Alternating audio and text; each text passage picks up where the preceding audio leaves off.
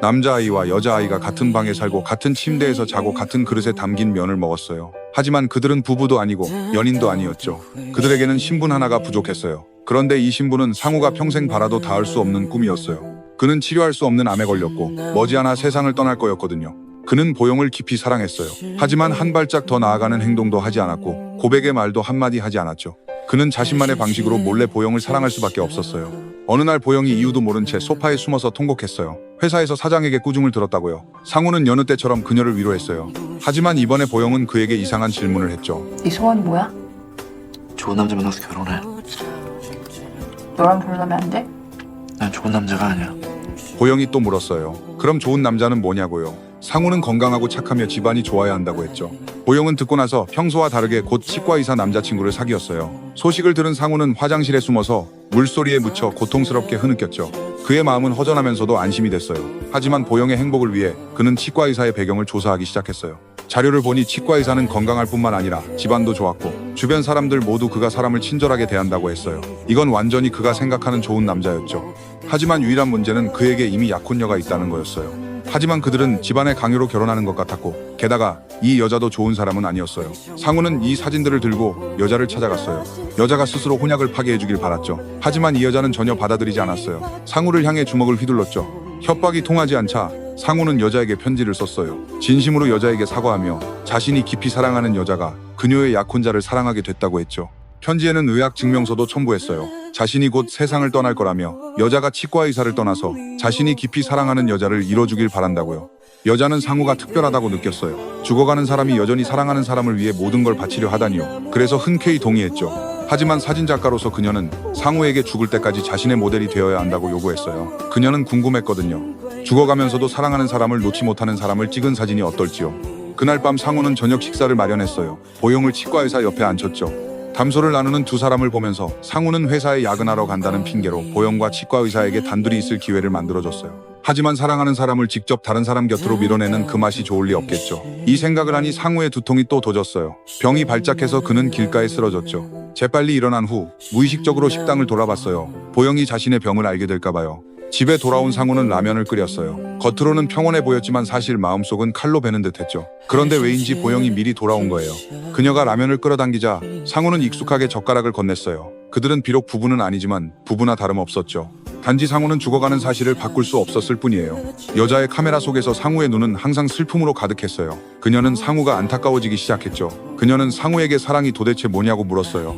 이렇게 하는 게 가치가 있느냐고요. 하지만 상우의 대답이 그녀를 더욱 혼란스럽게 만들었어요. 양치 같은 거. 양치? 그건 혼자 하는 거잖아. 누구 보라고 양치질하세요?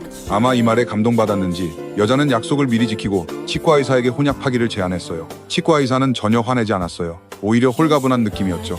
왜냐하면 보영과 함께 지낸 이 시간 동안 그는 어느새 보영을 사랑하게 됐거든요. 그는 여러 번 그녀에게 상우와의 관계를 물었어요. 보영은 상우가 아버지 같기도 하고 오빠 같기도 하고 때로는 연인 같다고 했죠. 이 말을 듣고 치과의사는 전혀 개의치 않았어요. 오히려 주도적으로 보영에게 키스했죠. 상우가 보영의 입에서 이 일을 알게 됐을 때 그의 가슴은 찡했고 실수로 술잔을 깨뜨렸어요. 비록 미리 마음의 준비를 했지만 여전히 담담하게 받아들일 수 없었죠. 자신이 사랑하는 여자가 다른 사람과 친밀하게 접촉하는 걸요. 그는 방에 숨어서 멈출 수 없는 가슴 아픔을 느꼈어요. 만약 불치병에 걸리지 않았다면 사랑해라는 그 말을 얼마나 크게 외쳤을까요? 그 뒤로 치과의사는 항상 이를 핑계로 보영을 찾아왔어요. 상우는 매번 방관자의 신분으로 마음이 찢어지는 고통을 참아야 했죠. 얼마 지나지 않아 치과의사는 그와 보영의 결혼 소식을 가져왔어요. 그는 상우가 보영과 웨딩드레스를 입어보러 가길 바랐어요. 그게 보영의 소원이었거든요. 사랑하는 사람이 아름다운 웨딩드레스를 입고 다른 사람의 품으로 들어가는데 그는 눈물을 참으며 예쁘다고만 할 수 있었어요. 이때 보영은 고집을 부리며 그도 양복으로 갈아입으라고 했죠. 어쩔 수 없이 상우는 양복으로 갈아입고 보영과 함께 섰어요. 그들만의 결혼 사진을 찍었죠. 상우가 신랑복을 벗는 순간 그는 드디어 감정을 억제하지 못하고 소리 없이 통곡했어요. 그는 얼마나 바랐을까요? 신랑이 다른 사람이 아니라 바로 자신이기려. 그는 또 얼마나 바랐을까요? 시간이 영원히 멈춰서 영원히 보영을 사랑할 충분한 시간이 있길요. 다음날 그는 여자를 찾아갔어요. 자신이 죽은 후 매년 자신을 대신해서 보영에게 꽃 한 다발을 보내달라고요. 그는 유학 간다는 핑계를 댈 거예요. 그래야 보영이 의심하지 않을 테니까요. 집에 돌아온 상우는 평소처럼 보영의 방문을 두드리지 않았어요. 대신 방구석에 숨어서 모든 걸 잃은 것 같은 느낌이 들었죠. 이때 갑자기 보영의 메시지를 받았어요.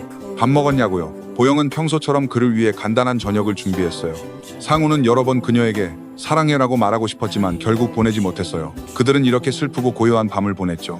다음 날 상우는 오빠의 신분으로 보영을 시집 보냈어요. 천천히 보영의 손을 치과 의사의 손에 건넸죠. 돌아서는 순간 상우는 더 이상 자신의 슬픔을 감출 수 없었어요. 눈물이 멈추지 않고 흘러내렸죠. 이건 슬픈 이야기예요. 하지만 이게 이야기의 전부가 아니에요. 슬픔보다 더 슬픈 이야기가 있어요. 상우가 죽은 후 3년 동안 여자는 약속을 지켰어요. 매년 상우의 이름으로 보영에게 화분을 보냈죠. 하지만 매년 보낸 꽃이 돌아왔어요. 돌아온 이유는 그런 사람이 없다는 거였죠. 알고 보니 이때 보영도 이미 3년 전에 세상을 떠났던 거예요. 시계가 천천히 되돌아가면서 사람들이 주목하지 않았던 이야기가 점차 진실을 드러냈어요. 어느 아침 보영은 두통 때문에 상우가 항상 들고 다니는 비타민을 꺼냈어요. 하지만 먹고 나서 어지럽고 현기증이 났죠. 의사에게 물어보고 나서야 알게 됐어요. 이건 안말기 환자가 병이 발작할 때 먹는 거라고요. 진실을 알게 된 보영의 세상은 어두워졌어요. 슬픔의 마음이 죽은 듯했죠. 그날 보영이 소파에서 통곡한 건 사장의 질책 때문이 아니었어요. 상우의 비밀을 알게 돼서였죠. 상우가 가장 큰 소원은 자신이 좋은 남자에게 시집가는 걸 보는 거라고 말했을 때 보영이 일부러 치과 의사에게 접근한 거예요. 모임이 있던 그날 밤 보영이 뒤를 돌아봤을 때 마침 상우가 길가에 쓰러진 걸 봤어요. 그녀는 이렇게 계속 상우 뒤를 따라가며 마음속으로 몰래 맹세했어요. 만약 상우가 이때 돌아본다면 달려가서 꼭 안고 상우에게 말하겠다고요. 생명이 단 하루만 남아도 자신은 그와 결혼하고 싶다고요. 하지만 상우는 끝내 돌아보지 않았어요. 같은 라면을 먹을 때 보영의 마음속도 계속 외쳤어요. 진실을 말해 바보야. 나는 주저없이 너와 결혼할 거야. 내가 나를 위해 한 모든 걸 보상할게. 하지만 그녀는 끝내 말하지 못했어요. 웨딩드레스를 입어보던 날 보영은 탈의실에서 사진을 보다가 참지 못하고 통곡했어요. 사진 속이 바로 그녀가 원하는 결혼식이었거든요. 결혼 전날 보영도 마찬가지로 휴대폰으로 상우에게 사랑한다고 말하고 싶었지만 끝내 말하지 못했어요. 그날 밤 보영은 침대에 누워 밤새 울었어요. 그녀가 결혼하고 싶은 사람은 영원히 다른 사람이 아니었어요. 상우가 그녀의 손을 잡고 레드카펫 위를 걸을 때 보영에게 이게 바로 그들의 결혼식이었어요. 얼굴에는 행복이 가득했죠. 하지만 레드카펫은 너무 짧았어요. 상우가 그녀의 손을 치과 의사에게 건네려 할 때 그녀는 참지 못하고 상우의 손을 꽉 쥐고 놓고 싶지 않았어요. 상우가 돌아선 후 보영도 똑같이 눈물을 흘렸어요. 상우가 세상을 떠난 후 그녀도 슬픔이 지나쳐 병이 나서 세상을 떠났어요. 처음부터 끝까지 조연이었던 치과 의사에게 그의 이야기도 똑같이 슬펐어요. 처음 보영을 봤을 때 그녀는 상우와 친밀하게 장난치고 놀고 있었죠. 웨딩드레스를 입어보던 날 그도 창밖에서 모든 걸 봤어요. 치과 의사는 그들이 진심으로 사랑한다는 걸 알았어요. 하지만 여전히 주저없이 보영과 결혼했죠. 이게 바로 보영에 대한 그의 무사심한 사랑이었어요. 처음부터 보영이 자신에게 접근한 목적을 알았지만 그는 처음부터 끝까지 원망도 후회도 없었어요.